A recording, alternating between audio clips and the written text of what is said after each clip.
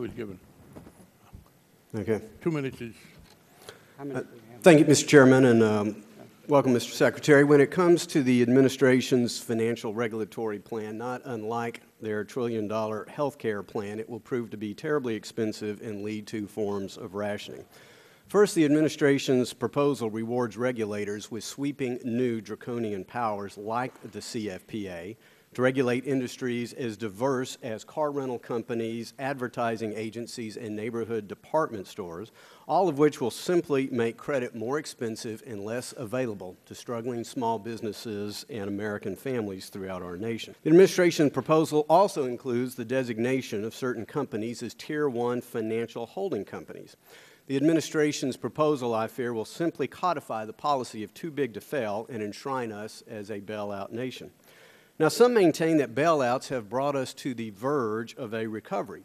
I hope and pray we are on the verge of a recovery, but I remind all, Mr. Chairman, there is no such thing as a jobless recovery.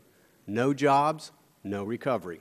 Since the administration has taken office and enacted their economic agenda, 3 million more of our countrymen have lost their jobs, and we currently suffer under the highest unemployment rate in a quarter of a century.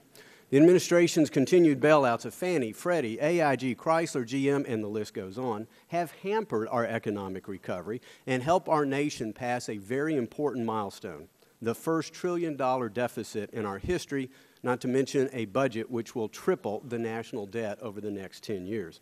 There's a huge difference between adding emergency liquidity to a panicked financial system and bailing out firms fortunate enough to be designated too big to fail.